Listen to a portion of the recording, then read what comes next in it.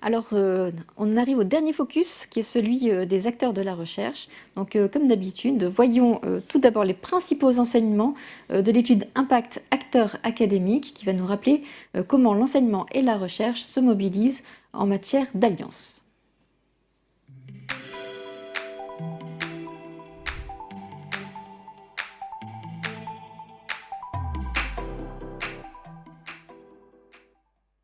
En 2017, au moment du lancement du troisième plan quinquennal de l'Observatoire des partenariats sur les impacts des alliances innovantes au service du bien commun, l'Institut pour la recherche de la Caisse des dépôts et le Rameau ont décidé de lancer ensemble un plan de mobilisation des acteurs académiques. C'est donc une vraie joie d'être au sein du hub des territoires de la Caisse des dépôts pour commenter les 3 enseignements de ce programme lancé en 2017.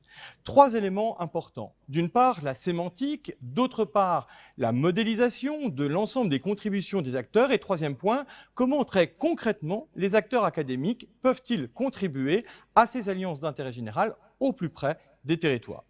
Premier enseignement sur la sémantique. C'est l'étude Impact académique rendue publique en mars dernier qui nous en donne les clés. Intérêt général versus bien commun. Alliance, partenariat, ODD 17. Chacun de ces mots porte en lui-même une sémantique particulière, avec à la fois ses forces et ses propres limites. Il est donc très important, d'un point de vue académique, de se saisir de la diversité sémantique de cette question de la co-construction et de bien comprendre ce que chacun de ces mots veut nous dire. Deuxième enseignement, il s'agit de la question du rôle particulier que chacun des acteurs peut avoir. Les collectivités territoriales, les entreprises, les associations, les acteurs académiques, les institutions. Et nous voyons derrière moi le schéma qui montre comment on peut modéliser les interactions de cette fameuse économie d'alliance, qui à la fois est une preuve de frugalité, mais aussi de création de valeur ajoutée. Et lorsque l'on utilise cet petit outil qui a été commenté lors du séminaire de recherche du 25 mars dernier, on voit bien effectivement les interactions indispensables entre l'ensemble de ces acteurs d'un même écosystème. C'est là la question de l'ODD 17 en pratique. Troisième enseignement, voyons maintenant le rôle que peuvent jouer les acteurs académiques dans leurs 2 dimensions. D'une part l'enseignement, d'autre part la recherche. Il est clair qu'en termes d'enseignement, comment nous donnons à voir cette question des alliances d'intérêt général qui se vivent plus qu'elles ne se disent est en matière d'enseignement et de pédagogie un véritable défi. Côté recherche, comment les institutions de recherche, comment les chaires se saisissent de cette question-là, tel est un élément déterminant. Une chose est certaine, pour les acteurs de territoire, que ce soit à travers la capitalisation ou l'évaluation, l'apport des acteurs académiques devient indispensable. À titre d'exemple, la chaire Interaction de la Fondation AgroParisTech est complètement dans cette dynamique qui associe à la fois enseignement et recherche pour comprendre par des démarches apprenantes comment d'une part aider les territoires à capitaliser leurs initiatives innovantes et d'autre part, comment en évaluer les impacts pour pouvoir bien évidemment les démultiplier. En conclusion, ce que nous apprend ce programme mené en partenariat avec l'Institut pour la recherche de la Caisse des dépôts, c'est comment, d'une part, utiliser une sémantique qui évolue progressivement avec les pratiques des terrains et des acteurs de terrain, avec bien évidemment le regard affûté des enseignants-chercheurs sur cette évolution de sémantique. Deuxième point, comment pouvoir modéliser progressivement la place, la contribution, la valeur ajoutée de chacun des acteurs dans un écosystème dont seule la capacité globale permet d'avoir les objectifs attendus. Et troisième lieu, quel est bien évidemment le rôle spécifique de chacun des acteurs académiques.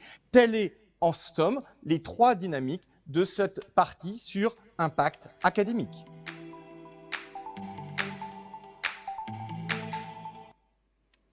Alors, avec nous, pour illustrer la mobilisation de l'acteur académique, nous avons grand plaisir d'accueillir Cécile Ferrieux, qui est maître de conférences en sciences politiques à AgroParisTech. Bonjour Cécile. Alors, l'étude a mis en évidence ce que disait Charles Benoît sur le rôle structurant de l'acteur académique pour accélérer les alliances d'intérêt général avec l'enseignement au travers de la pédagogie et puis bien sûr la recherche. Vous, en tant qu'enseignante-chercheuse, quels sont vos constats sur les pratiques de l'enseignement et de la recherche en matière d'alliance et comment finalement la chaire AgroParisTech, la chaire interaction pardon, d'AgroParisTech y contribue-t-elle? Oui, bonjour à toutes et à tous. Merci Elodie, merci de me laisser voilà, de me donner la place d'intervenir. Alors, le constat qu'on peut faire tout d'abord, alors que ce soit d'ailleurs pour à la fois la formation initiale, mais aussi la formation professionnelle, c'est que les pratiques d'enseignement, elles restent tout d'abord assez tributaires des cadrages disciplinaires, alors, ce qui est à la fois nécessaire, parce que ça permet de donner des socles solides à nos étudiants, mais qui entraîne souvent parfois un manque de transversalité. Or, un des enjeux, c'est bien d'essayer de décloisonner, parce que ce qu'on s'aperçoit effectivement, et là je rejoins tout ce qui a été dit jusqu'à présent, c'est qu'en plus, dans le cadre de formation qui porte sur le développement territorial, on est obligé de décloisonner les connaissances pour mieux comprendre et mieux accompagner les enjeux des territoires. Alors, de ce point de vue, dans le cadre de la chaire interaction, qui, comme il s'était rappelé dans une petite vidéo, est une chaire portée par la Fondation AgroParisTech et dont l'intitulé veut dire innover dans les territoires et accompagner les transitions. Nous, on cherche à structurer nos activités de formation selon une approche qu'on veut systémique et qui est sans doute un des premiers pas à la construction des alliances. Alors concrètement, il s'agit de comprendre et de faire comprendre à nos étudiants l'écosystème d'un territoire dans ses différentes dimensions, en mobilisant différentes approches disciplinaires, alors que ce soit du côté de ce qu'on va appeler des sciences dures ou du côté des sciences sociales, mais essayer de croiser voilà, les sciences du vivant avec la géographie, avec l'économie, avec la science politique, de croiser aussi les méthodes. Et ce qui marche assez bien, alors qui n'est pas un dispositif pédagogique forcément nouveau, mais sur lequel on s'appuie beaucoup dans nos formations, c'est vraiment la mise en situation professionnelle des étudiants en lien, en partenariat avec des partenaires locaux, où on met les étudiants en posture, enfin, où ils doivent répondre à une commande institutionnelle qui leur permet de comprendre concrètement la réalité des partenariats, de voir comment se construisent les alliances sur un territoire, le rôle occupé par les différents acteurs, acteurs privés, acteurs publics ou issus de la société civile, et comment tous ces acteurs-là vont répondre à des enjeux donnés. Ça passe aussi, bien sûr, par l'implication de plus en plus, d'intervenants professionnels. C'est le cas du Rameau, d'ailleurs, que je remercie au passage, qui permet, ces interventions des professionnels, elles sont aussi importantes pour nous parce qu'elles permettent aux étudiants de confronter leurs idées, de confronter aussi parfois leurs a priori sur certains acteurs dans les territoires, de voir aussi comment les questions qu'eux, ils se posent, notamment par exemple voilà, sur la question des transitions, qui est centrale dans les réflexions de nos étudiants aujourd'hui, pour la génération qui est née au tournant des années 2000, de voir comment les acteurs des territoires se posent concrètement ces questions, qu'est-ce qu'ils font, comment ils agissent pour les traiter. Et cette connexion, nous, côté enseignant, elle est aussi importante parce qu'elle nous permet de suivre aussi l'évolution des métiers, de suivre l'évolution des compétences et d'ajuster en permanence le contenu qu'on propose dans nos formations, d'ajuster en fonction aussi des besoins des différents acteurs des territoires qui sont aussi, après, les futurs recruteurs de nos étudiants. Alors, plus généralement, la chaire interaction, par ses différentes activités de formation, d'accompagnement ou de recherche, elle est comme tous les catalyseurs et en ce sens-là, pareil, on s'inscrit dans la même dynamique des précédents témoignages. Elle a cette capacité à produire, à faire circuler la connaissance qu'on peut produire sur le plan de la recherche entre les territoires, à mettre en perspective les projets, à connecter bien sûr aussi les projets que nous sommes amenés à accompagner. Alors je pense par exemple, pour donner un exemple concret, à un programme que nous suivons qui s'appelle Territoire à Agriculture Positive, qui est un programme porté à la fois par des fondations, la Fondation RTE et la Fondation Avril, avec les services de l'État en région. Et donc, nous travaillons à la capitalisation et au suivi de ce programme et des projets qui ont été retenus dans ce cadre-là. Donc ça nous permet à la fois de travailler avec le monde des fondations, de travailler aussi avec différents territoires et au service de ces territoires et des projets qui y sont portés. Donc on a bien à la fois là, ce rôle de catalyseur territorial cher au Rameau.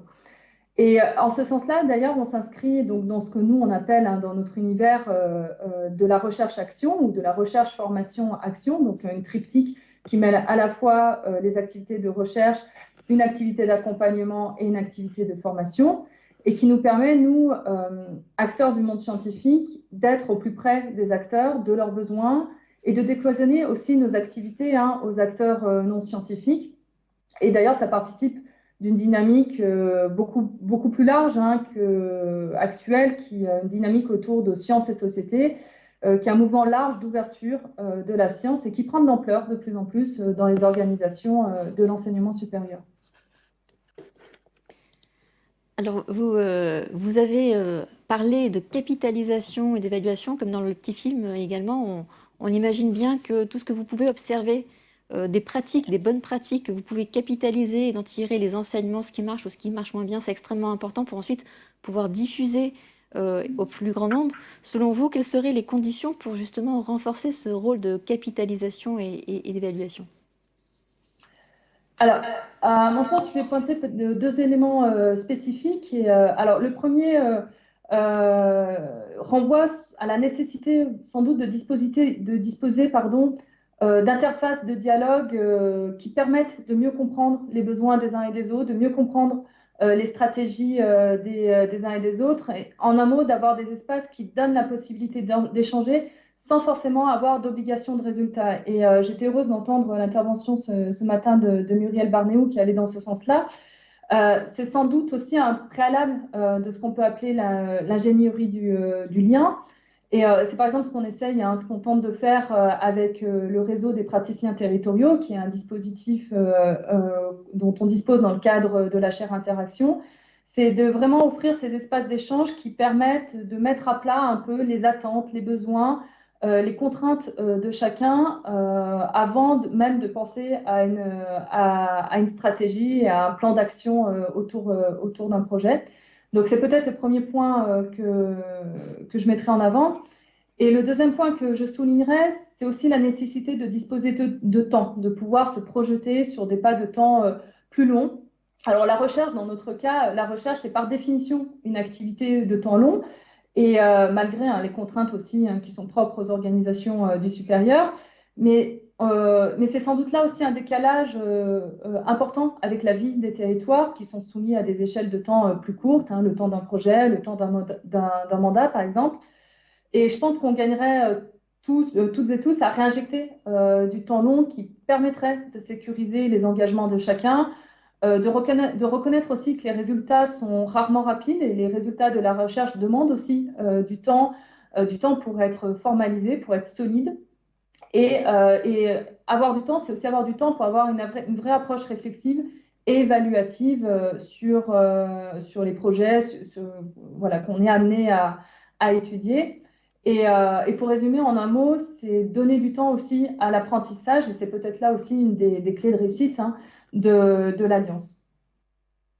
Merci beaucoup Cécile et merci à tous pour vos Merci. témoignages et vos éclairages complémentaires. Alors je voudrais, pour terminer cette première séquence, faire une rapide synthèse, parce qu'on a vu au regard des éclairages qui ont été amenés par les études de l'Observatoire des partenariats, par les différents témoignages qu'on a eus, finalement, que ces alliances sont créatrices de valeur, puisqu'elles sont des opportunités pour mobiliser toutes les forces vives d'un territoire qui permettra ensuite de construire collectivement un projet ambitieux. C'est aussi une capacité pour certains à consolider leurs projets, à développer leur capacité d'innovation et d'action. Pour les entreprises, par exemple, c'est aussi un moyen d'innover pour répondre aux enjeux de performance des entreprises tout en répondant aussi aux besoins du territoire. Et puis pour les fondations, c'est aussi un moyen pour accroître leur propre impact.